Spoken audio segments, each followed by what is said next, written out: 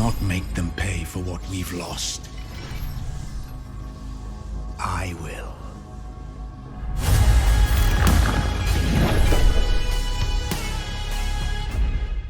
Welcome to the channel, my name is Mageborn, and today I'll be taking a look at the Mageseeker, a League of Legends story.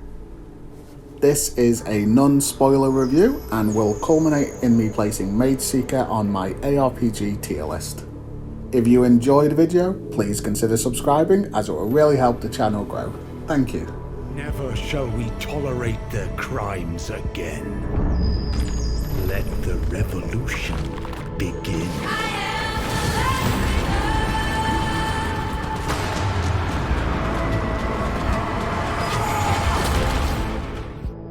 Mageseeker is based in the League of Legends world, so anyone familiar with League of Legends will probably enjoy the game and its lore. I have only played League of Legends once. The majority of my knowledge comes from the TV series Arcane or watching the League cinematics on YouTube. The story is done really well, and the way that they weave story choices into the combat is done brilliantly. Silas, the main character, has chains attached to his arms due to being a prisoner at the start of the game. These chains become the principal way he interacts in combat, and the story behind the chains is told very well. Silas is an interesting main character. He makes choices throughout the game that make sense, even ones fueled by revenge. The side characters all help to shape Silas as the game progresses. As with the real world, people are shaped by the ones they surround themselves with. During the game, you are building a rebellion and trying to save mages from the Mageseekers. The way the narrative interweaves with Silas's backstory is done excellently, and some moments in the game will really pull at your heartstrings. There is a small caveat in regards to the story. There is very little voice acting. The majority of the conversations in-game are given through speech bubbles you have to read. If you don't care about the story, which would be a shame, you can fast forward through every conversation.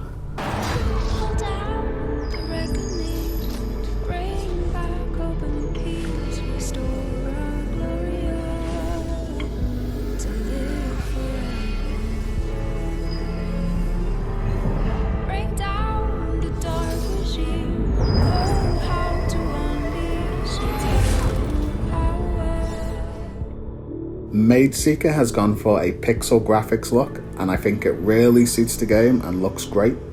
Some of the backgrounds and locations could be printed out and put on someone's wall, they're that good. The animations are all done well and are easy to read for combat. The spell and skill effects match the art style perfectly and look great. You can easily identify the type of enemies you're fighting due to the look of it, and this is very important for the type of combat Mageseeker does. While characters are talking, an interactive portrait comes on screen and manages to relay emotions through some very simple facial expressions. With the pixel art style, it does feel like an indie game, but knowing it comes from League of Legends team, you can feel the AAA polish.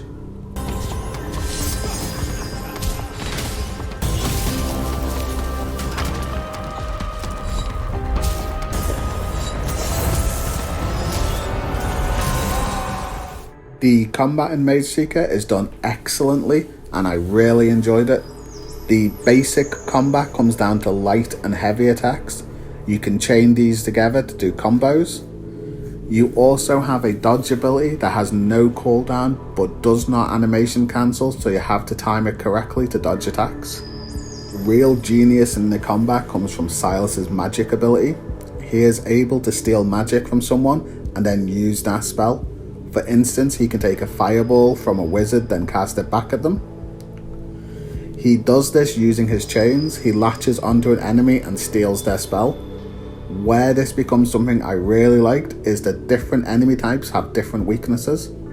So a fire mage would be weak to ice spells and an ice mage would be weak to fire spells. During combat, this can become very hectic as you're stealing skills from one enemy to use on another, but I thoroughly enjoyed it. Once you have stolen the spell from an enemy, when you return to your hideout, you'll be able to purchase that spell to keep permanently. but they will cost mana to use and you only have a set number of spell slots. Attacking with your melee attacks regenerates your mana, so there is a very good combat loop of using your spells when you have mana, stealing spells while out of mana, and casting stolen spells as free, then using your melee attacks to regenerate your mana. It's a lot of fun. Some of the bosses in Mageseeker are really challenging and require specific tactics to beat. These were some of the best bosses I have fought in a while. One of the best things the game did was narratively make me hate nearly every boss I fought against, so not only was the fight difficult, but I really wanted to beat them. The combat in Mageseeker is very quick and requires nimble fingers, but I would highly recommend it.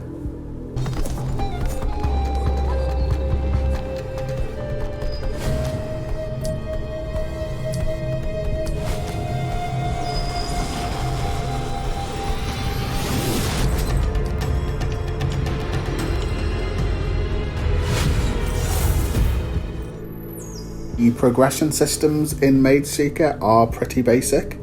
They all come down to a couple of NPCs which you purchase upgrades from. These range from an increase to your health, an increase to your melee damage, and a number of different options. You also use currency to purchase the spells I mentioned earlier and to upgrade your health potions. You receive the currency for upgrades from killing enemies, opening chests, and completing some missions. Overall, the progression system is very basic, and if you're looking for something like Path of Exile, this won't be the game for you. There is also the progression of your hideout by rescuing mages, but this is all done naturally and you do not make any choices in this progression.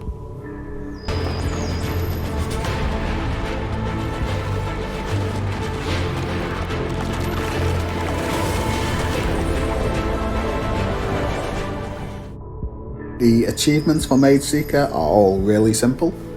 There are some combat and story related trophies, and then there are the collectible trophies. The collectibles are all pretty simple to find. When you are in a map, if you see a direction that leads somewhere that isn't the main objective, it probably is a collectible. There are also some hidden rooms with collectibles, but these rooms are marked by a rune on the floor, so easy to spot. There are 2 trophies you might want to look out for, and these are for petting the dog in your base and petting a horse in a later map. Overall, it was a simple 100% and took me about 8 hours without following any guides.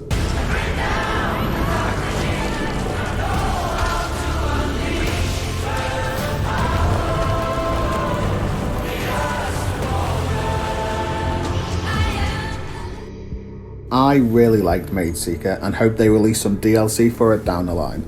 The story was really good and the combat even better.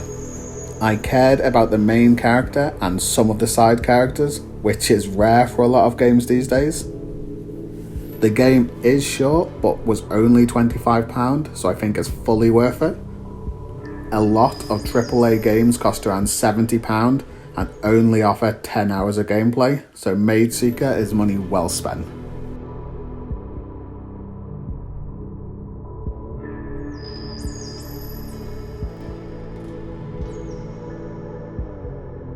So, is Mageseeker the best ARPG ever made? Well, surprisingly, it's pretty close to it. If the game was longer and had a little more ARPG tropes like items and skill trees, it may have got to S tier. Because it is short and has to go against games such as Last Epoch that has a lot of endgame content, I can't place it too high on the tier list. However, saying that, I had so much fun playing the game that for me it has to go in A tier alongside Last Epoch. The combat was just so refreshing and the story had me hooked from the opening cinematic. I would recommend the Mageseeker, a League of Legends story, to everyone. It is truly a great game. Thanks for watching, and if you have an ARPG you think I should check out, leave it in the comments below.